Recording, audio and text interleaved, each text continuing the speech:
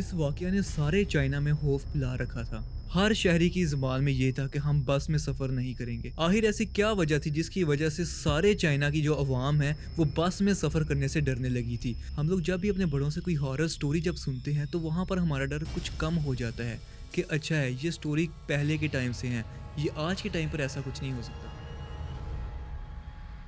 अस्सलामुअलैकुम दोस्तों, कैसे हैं आप? ये जो स्टोरी है ये चाइना के कैपिटल बीजिंग की ये स्टोरी है। ये बस अपने टर्मिनल पे खड़ी थी जिसका नाम था योंग मिंग योंग। उस बस ने अपने आखिरी स्टॉप पे जाना था जिसका नाम था फ्रैगनेंट हिल्स। अब वो बस वहां से चलती है और एक स्टॉप पर जाकर रुकती है जहां से उसने पैसेंजर को बिठाना होता है, और वहां स्टॉप पर जाके उन्हें एक कपल मिलता है और एक लड़का होता है और एक बूढ़ी औरत होती है जिसको उस बस ने वहां से लेकर अपने नेक्स्ट स्टॉप तक लेके जाना होता है। अब वो कपल हैं और वो कपल जो है वो अगली सीट पे बैठ जाते हैं, मगर वो जो बूढ़ी औरत होती है और साथ एक लड़का होता है, तो वो दोनों स्ट्रेंज होते हैं, आपस में वो एक दूसरे को नहीं जानते और वो पिछली सीटों पे जाके वो बैठ जाते हैं। अब जैसे ही बस नेक्स्ट स्टॉप तक जाती है तो वो ड्राइवर को नज़र आते हैं कि सामने भी पैसेंजर है, हम लोगों को उसको भी लेके यहाँ से जाना चाहिए। तो जैसे ही बस उनके करीब जाती है तो ड्राइवर को रियलाइज़ होता है कि नहीं, ये लोग दो नहीं है, ये लोग तीन हैं। अब उस शख्स के बाल बहुत लंबे होते हैं और साइडों के ऊपर दो लोग खड़े होते हैं। तो उसने उनके शोल्डर के ऊपर इस तरह हाथ रखा होता है, तो ड्राइवर उन्हें देख के बहुत परेशान हो जाता है, मगर वो पैसेंजर होते हैं और ड्राइवर साइड में बस रोक के उन पैसेंजर को बिठा लेता है। तो वो पैसेंजर पीछे लास्ट में जाके तीनों बैठ जाते हैं। अब बस चलना शुरू होती है। रात का वक्त होता है और हर जगह धुंध होती है। रात के तकरीबन 1 से 2 बज चुके होते हैं और वो बस अपनी मंजिल पे जाने के लिए तैयार थी। तो जैसे ही स्टॉप आता है तो बस में से वो कपल उतर जाते हैं। अब वो बस दोबारा चलना शुरू हो जाती है। अब थोड़ी ही दूर जाने के बाद अब बस चल रही है। अब चलते चलते ना जाने क्या होता है, उस बस के अंदर जो एक बूढ़ी औरत बैठी होती है वो सामने वाले लड़के से लड़ना शुरू हो जाती है वहाँ पे कि तुमने मेरे पैसे चोरी किए। अब वो लड़का कहता है नहीं, मैंने आपके पैसे नहीं चुराए, मगर वो जो औरत होती है वो बहुत ही गुस्से में आ जाती है और आके कहती है कि तुमने मेरे पैसे चुराए हैं, इस पैसों से मैंने बस का किराया देना था, और वो बहुत बहस करना वहाँ पे शुरू कर देती है। अब वो लड़का है वो इनकार करे कि मैंने आपके पैसे नहीं चुराए, मगर वो औरत जो होती है वो ज़्यादा गुस्से में आ जाती है कि तुम ही ने मेरे पैसे चुराए हैं।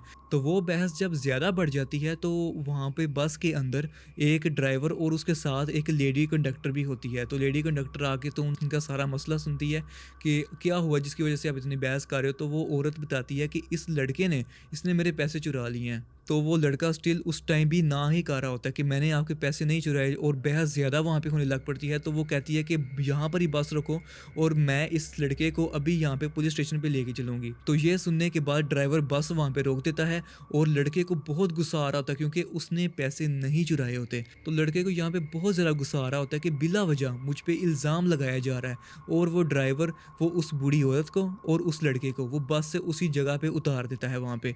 अब जब उन लोगों को ड्राइवर जब बस से उतार देता है तो बस वहाँ से चली जाती है। अब वो रास्ते के अंदर जो बहुत सुनसान रास्ता था, अब वहाँ पर सिर्फ एक वो बूढ़ी औरत और एक वो लड़का होता है। तो अब वो लड़का बहुत ही गुस्से में आ जाता है। अब वो बूढ़ी औरत उससे माफ़ी माँगती है, कहती है कि मैं जानती हूँ तुमने मेरे पैसे नहीं चुराए, तो मुझे ये मजबूरन करना पड़ा क्योंकि मुझे आपकी जान बचानी थी।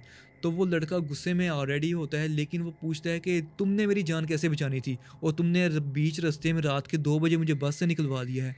तो वो औरत बताती है, कहती है कि जो हमारे पीछे जो पैसेंजर बैठे हुए थे 3, उनकी टाँगें नहीं थी। अब आप लोग ये सोचो, ये सोचने में ही कितना खौफनाक मंज़र होगा जब कोई आपको बताए कि आपके पीछे जो पैसेंजर बैठे हुए हैं, उनकी टाँगें ही नहीं हैं। तो ये सुन के लड़का बहुत हैरान होता है, लेकिन कुछ टाइम गुज़रने के बाद ये खबर मिलना शुरू हो जाती है कि वो जो बस थी 375 उसका नंबर होता है, वो अपने स्टॉप तक नहीं पहुँच पाई अभी तक, और वो काफ़ी टाइम गुज़र चुका होता है।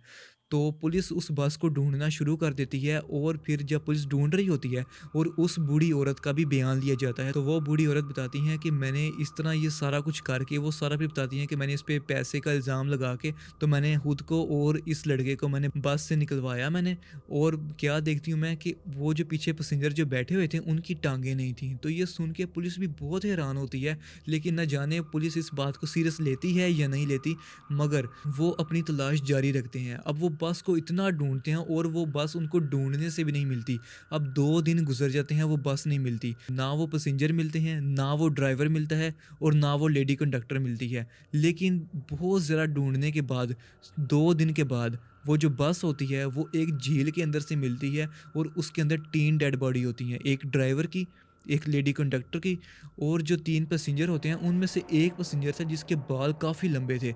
अब वो जो बंदा था जिसके बाल काफ़ी लंबे थे, अब इन तीनों की डेड बॉडी उस झील के अंदर से मिलती है और वो इस तरह से बुरी हालत में होते हैं कि पुलिस देख के हैरान हो जाती है कि सिर्फ 2 दिन के अंदर इनकी बॉडी का ये क्या हाल हो चुका है। अब ये सारा वाक़या चाइना में इतना मशहूर हो चुका था और हर बंदे के दिल के अंदर एक खौफ बैठ गया था कि हम लोगों ने बस के अंदर सफ़र नहीं करना। लेकिन काफ़ी टाइम गुज़रने के बाद जैसे-जैसे फिर वक़्त गुज़रता गया, तो लोगों के दिलों से फिर डर कम होता गया। लोगों ने फिर बस के अंदर सफ़र करना फिर शुरू कर दिया। और अगर आप लोग भी इस बस के बारे में अगर सर्च करना चाहते हैं, तो आप लोग सिंपल गूगल पे जाके आप लोग लिखें द लास्ट बस टू फ्रैगनेंट हिल्स, तो उसकी जो सारी डिटेल होगी वो आप लोगों के सामने आ जाएगी। तो आप लोगों से मुलाकात होगी इंशाल्लाह नेक्स्ट वीडियो में। तब तक के लिए अल्लाह हाफ़िज़।